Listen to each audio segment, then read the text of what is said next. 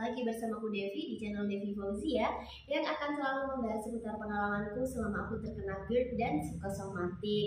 Aku ucapkan banyak-banyak terima kasih kepada kalian semua yang telah selalu setia menonton videoku dari awal sampai akhir, tidak di skip-skip. Terus setelah subscribe channelku juga like, ada yang komen di kolom komentar, terima kasih sekali lagi. Dan bagi pendatang baru yang baru muncul di channelku, baru ketemu video-videoku, aku butuh dukungan like dan subscribe dari kalian. Silahkan di subscribe sekarang. Terima kasih. Jadi dukungan like dan subscribe serta komen dari kalian itu memotivasiku pribadi agar aku selalu semangat membuat video baru, sharing tentang pengalamanku yang dahulu terkena GERD dan psikosomatik, agar kalian tidak merasa sendirian, agar kalian punya teman sharing gitu ya teman-teman ya, sehingga membuat kalian tidak terlalu cemas, tidak terlalu panik ketika sensasi datang, karena aku pun dulu pernah merasakan itu. Jadi sebisa mungkin aku akan balas komen kalian, tapi mohon maaf jika tidak cepat aku balasnya karena aku juga ada kesibukan ya teman-teman ya, mohon dimaklumi. Tapi sebisa mungkin aku akan balas komentar dari kalian. Aku ucapkan terima kasih yang telah komen di kolom komentar. Jadi hari ini aku akan bahas tentang psikosomatik dan apa hubungannya dengan GERD teman-teman, karena berdasarkan pengalamanku memang yang dominan di aku adalah psikosomatiknya. Jadi ketika aku sudah bisa mengendalikan cemas dan takutku, tinggal jaga pola makan, akhirnya asam lambungnya kembali normal. Kenapa aku mau membahas ini? Karena setelah aku baca komenan-komenan kalian di kolom komentar, banyak sekali yang masih bingung tentang psikosomatik dan hubungannya dengan GERD. Kalian masih bingung ketika sensasi datang, kalian masih takut kenapa penyakit ini terjadi selama bertahun-tahun bahkan ya teman-teman ya. Nah, jadi hari ini aku akan bahas berdasarkan sepengetahuanku, aku sudah searching, aku tanya ke pakarnya. Jadi mohon maaf jika nanti dalam penyampaiannya aku ada salah-salah kata, karena di sini aku bukanlah seorang dokter penyakit dalam, aku bukan dokter umum juga, aku bukan psikiater atau psikolog, aku hanya sharing pengalaman, semoga bisa membantu kalian semua dalam proses pemulihan teman-teman. Jadi psikosomatik, kita mulai dari psikosomatik. Psikosomatik itu apa sih Kak? Psikosomatik itu ternyata adalah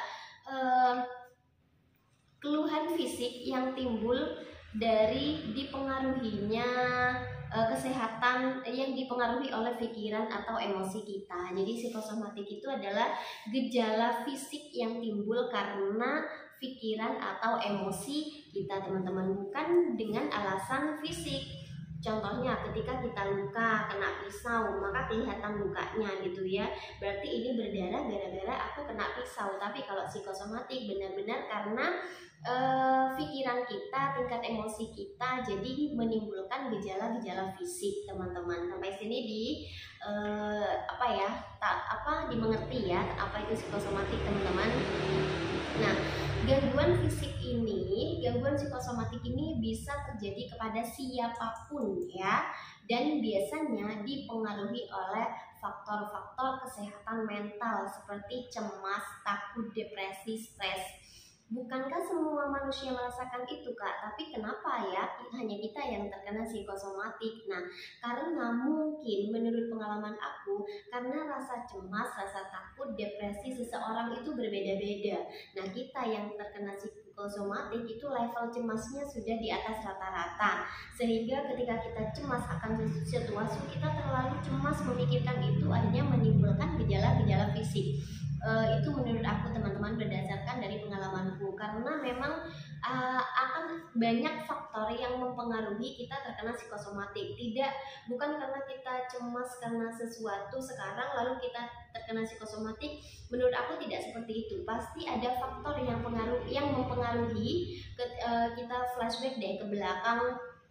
Aku sudah sharing hal-hal apa saja yang faktor-faktor apa saja yang mempengaruhi ketika sampai aku terkena psikosomatik. Silahkan dicari lagi videoku ke bawah, aku sudah sharing hal itu. Nah, berbicara masalah cemas, masalah takut, itu memang kita yang kena psikosomatik memang dari dulu mungkin tingkat cemas dan takutnya itu lebih daripada yang lain teman-teman. Contohnya aku itu setelah aku flashback ke belakang, ternyata dari kecil pun aku sudah memiliki rasa cemas dan rasa takut di atas rata-rata ya, tidak sama dengan teman-temanku yang lain.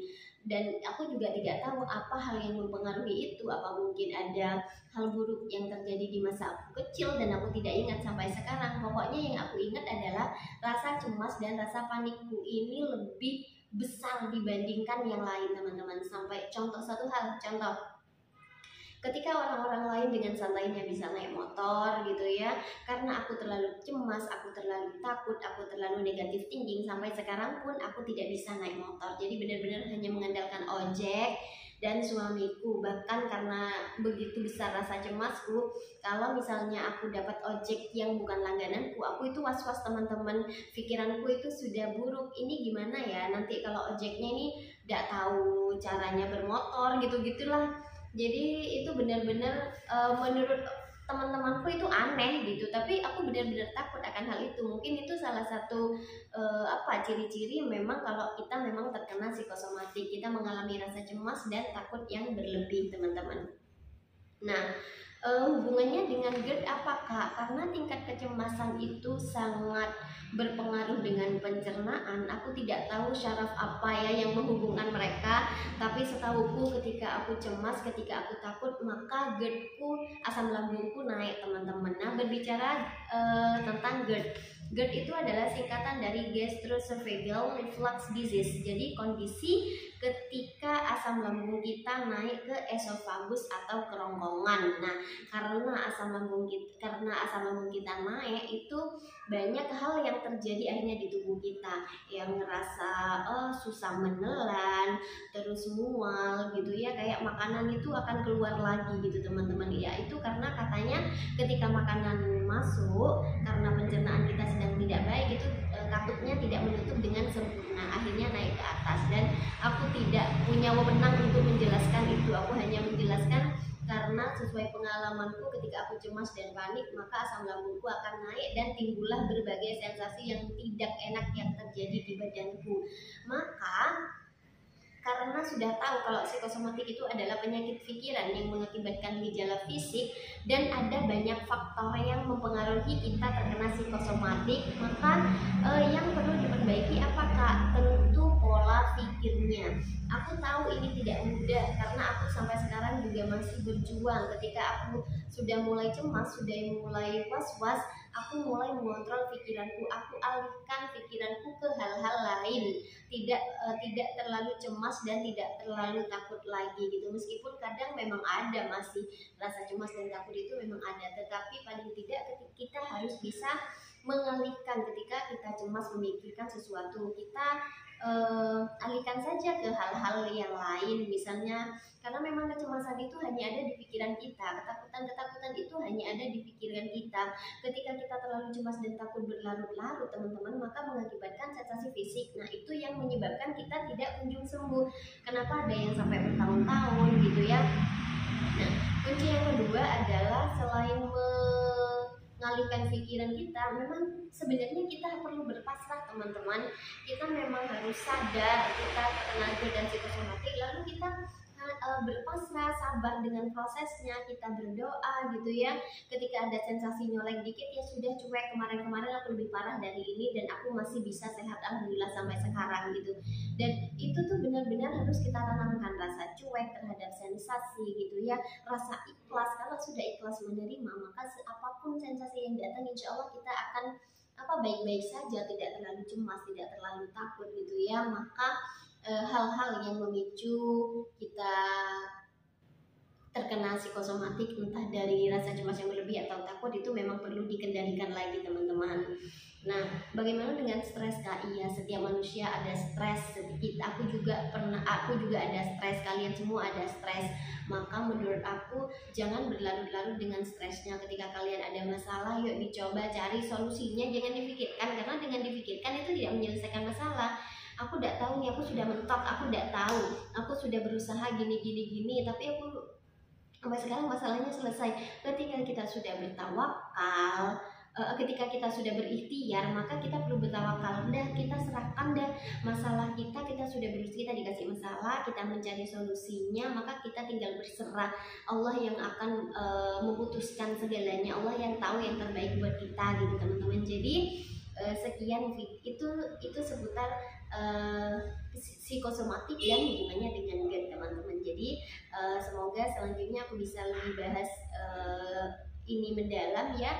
Sekian video dariku karena muridku sudah datang teman-teman. Terima kasih, mohon dukungan like dan subscribe-nya. Sampai jumpa di video selanjutnya. Wassalamualaikum warahmatullahi wabarakatuh.